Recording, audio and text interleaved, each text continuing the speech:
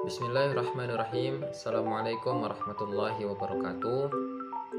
Alhamdulillah, teman-teman sekalian, bertemu lagi dengan saya, Fikri Nasrullah, mahasiswa Pendidikan Teknik Elektro Universitas Pendidikan Indonesia. Nah, teman-teman, di video kali ini saya ingin memberikan cuplikan ataupun kenangan. Teman-teman bisa melihat bagaimana saya melaksanakan KKN tematik MDBPE MBKM 2021 di Universitas Pendidikan Indonesia. Nah, alhamdulillah pada hari ini saya telah menyelesaikan program KKN saya, yaitu membangun desa dalam bidang pendidikan. Nah, kenapa saya memilih pendidikan? Nah, kebetulan saya berdomisili di daerah Sariwangi. Di daerah Sariwangi ini masih banyak anak-anak yang SD begitu. Nah, dan dekat juga tempat tinggal saya dengan SD tersebut. Nah, saya ingin membantu diantaranya supaya anak-anak SD yang terkena dampak COVID ini, yang belajar di rumah dari jarak jauh, agar dapat memahami materi dengan baik dan benar. Karena jika dilihat, banyak juga keluhan dari orang tua yang saya kenal. Mereka itu sangat-sangat kewalahan, sangat-sangat lelah begitu mendampingi para anak-anaknya untuk belajar di rumah. Oleh karena itu, banyak orang tua yang sibuk untuk mencari kerja, jadi tidak bisa mendampingi anak-anaknya, sehingga anak-anaknya hanya diberikan gadget agar dapat mengerjakan tugas ataupun dapat mengikuti kelas online bersama gurunya di sekolah. Namun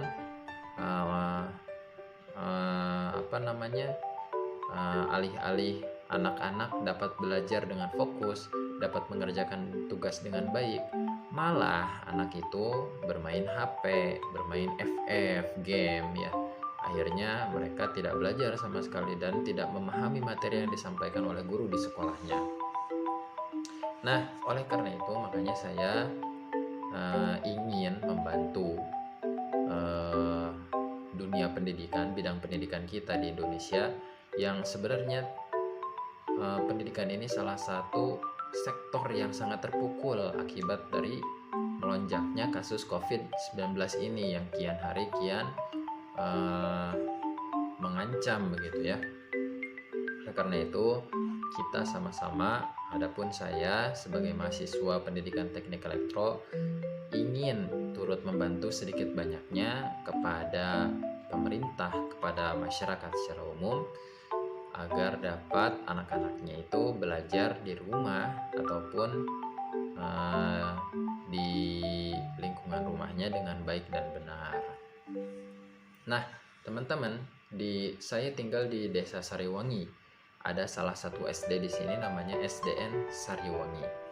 Nah, SD ini saya pilih karena memang tempatnya dekat dan masyarakat di sekitar saya tinggal, anak-anaknya juga bersekolah di SD ini. Jadi sangat strategis ya, kalau saya ada perlu dengan anak-anaknya, maka saya bisa menghubungi langsung orang tuanya ataupun anaknya langsung. Jadi gampang begitu. Nah, saya memilih SD Sariwangi ini untuk dapat terjun membantu dunia pendidikan kita. Alhamdulillah, ketika saya masuk, kebetulan sedang dalam masa orientasi. Nah, di sini saya juga ikut membantu guru-guru ataupun pihak sekolah dalam membuat video profil sekolah untuk dikenalkan kepada siswa-siswi yang baru masuk sekolah tersebut. Karena lingkungan sekolah ini belum pernah dilihat oleh anak-anaknya karena masuknya daftar secara online, penyeleksian secara online, sehingga anak-anak belum ada yang belum pernah ke sekolah begitu.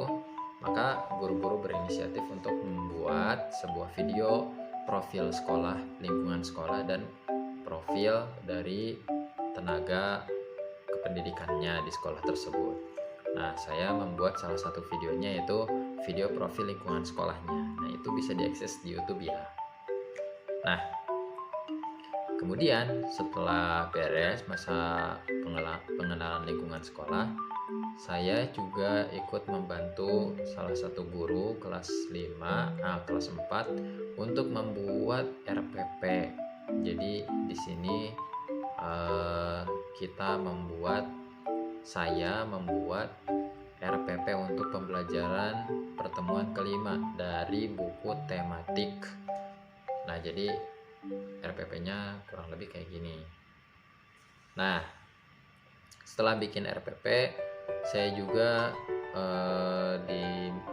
meminta gitu ya kepada gurunya, meminta izin untuk dapat melakukan pertemuan dengan siswa-siswi kelas 4 dan juga orang tua dari siswa-siswinya. Di antaranya, mengadakan pertemuan ini adalah untuk mendampingi para siswa-siswi yang masih belum memahami materi. Yang pertama, saya laksanakan secara daring. Anak-anak dapat bertanya kepada saya terkait PR ataupun tugas yang diberikan sekolah, mana yang masih belum mengerti. Biasanya saya membantu pelajaran tematik ataupun matematika dan juga bahasa Inggris kepada anak-anak. Nah, jadi dokumentasinya kayak gini. Kemudian saya juga membantu orang tua dalam membina ataupun mendampingi anaknya yang belajar di rumah. Nah, karena sudah 2 tahun Indonesia dilanda COVID dan pendidikan juga dilaksanakan secara jarak jauh di rumah masing-masing, ketika COVID melanda, artinya dari awal COVID sampai sekarang kita belum pernah bertatap muka lagi di sekolah, kegiatan belajar mengajarnya. Nah, berarti anak kelas yang asalnya kelas 2 sudah naik kelas 4. Nah, saya punya salah satu kasus juga bahwa anak kelas 4 ini masih belum lancar bacanya karena dulu kelas 2 baru bisa baca, keburu datang COVID, akhirnya anaknya jarang baca lagi, lupa lagi, dan akhirnya selama 2 tahun ibunya yang mengerjakan bukan anaknya. Nah, ini sangat-sangat mengkhawatirkan dunia pendidikan kita ya. Jadi orang tua masih belum bisa mendampingi anaknya dengan baik dan benar. Akhirnya saya minta kepada ibunya untuk melatih baca kembali anak tersebut sehari minimal 15 menit. Dikenalkan huruf abjad A sampai Z, kemudian dieja antara huruf vokal dan huruf konsonan, BA, BA, CA, CA, DA, DA, dan sebagainya. Nah, ini pentingnya dari pendampingan orang tua dan siswa, sehingga kami tenaga pendidik ataupun saya selaku yang membantu tenaga kependidikan itu memahami situasi kondisi dari para siswanya, sehingga kita bisa sama-sama memperbaiki dan mencari solusi agar anak tersebut dapat belajar dengan baik dan benar. Nah, setelah melaksanakan pendampingan dengan orang tua, saya juga membuat sebuah artikel berita di mana saya membuat program di salah satu program KKN saya adalah bimbingan belajar anak-anak kelas 5. Jadi di tempat saya tinggal ini banyak anak-anak kelas 5, sehingga saya kumpulin. Tapi sebelum saya mengumpulkan anak-anak kelas 5 ini kan saya melihat kondisinya. Oh, ternyata di daerah Sariwangi masih zona aman lah. Belum terlalu banyak kasus COVID, sehingga anak-anak daripada belajar di rumah nggak fokus, saya kumpulin semuanya di masjid. Jadi kita belajarnya di masjid. Nah, di masjid ini kita belajar tugas-tugas sekolah, matematika yang selama ini mereka dibantu orang tuanya, perkalian, pertambahan, pembagian, mereka masih bingung, maka saya jelaskan bagaimana cara memotret perkalian, pembagian, cara menghitung pecahan, dan sebagainya. Nah, ini yang penting bagi anak-anak SD. Mereka belum bisa fokus untuk memperhatikan kelas online, sehingga saya bantu dalam bimbingan belajar ini secara luring dengan memperhatikan protokol kesehatan. Mereka dibantu belajarnya dan dibantu mengerjakan tugasnya. Nah, ini artikel beritanya tentang itu, tentang saya yang mengadakan program tersebut. Nah, kemudian setelah bikin artikel berita juga saya membuat video tips-tips belajar di rumah.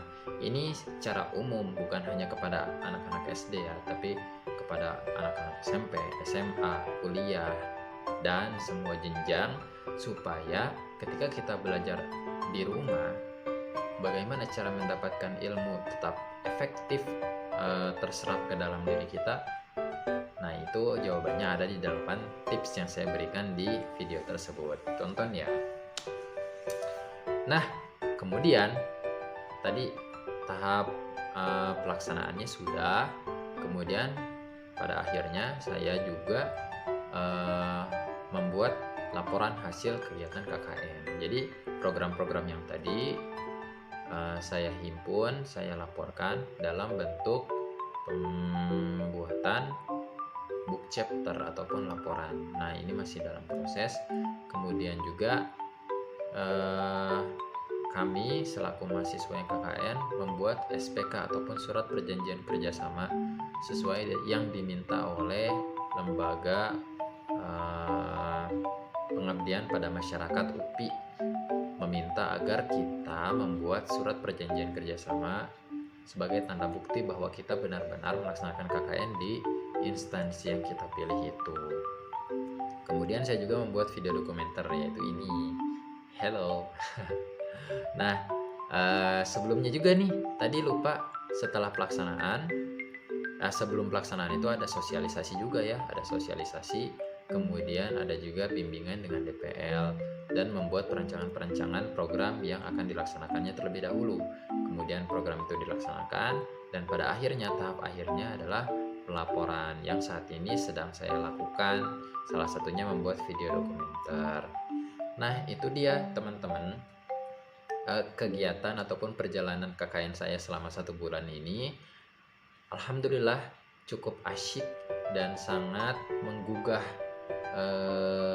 hati kita, sehingga kita semangat untuk dapat mengabdi kepada Indonesia dengan cara mengajarkan para penerus-penerus bangsa ini agar bangsa ini semakin maju, semakin berakhlak mulia, semakin menjadi negara yang sangat-sangat diharapkan kehadirannya di dunia ini ya. Jadi Indonesia ini menjadi negara yang ketika berhadapan dengan negara lain tuh, oh itu Indonesia, jadi sangat diakui. Kayaknya keren ya.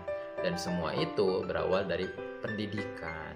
Pendidikan ini hal-hal yang sangat fundamental. Jadi kayaknya itu sih yang membuat saya sangat tertarik untuk dapat KKN di bidang pendidikan ini. Oke teman-teman, menarik kan kisah perjalanan KKN saya? Semoga ini juga dapat menggugah keinginan teman-teman untuk dapat mengabdi ke masyarakat dan juga menciptakan program-program yang sangat dinanti-nanti, yang sangat bermanfaat untuk masyarakat sehingga Indonesia ini lebih maju. Oke, mungkin itu dulu ya video kali ini. Semoga teman-teman bisa mengambil banyak hal-hal yang positifnya, dan mohon maaf juga apabila dari saya banyak sekali kesalahannya. Kurang lebihnya mohon maaf. Kalau ada kritik dan saran boleh tulis di kolom komentar. Terima kasih. Assalamualaikum warahmatullahi wabarakatuh. Bye.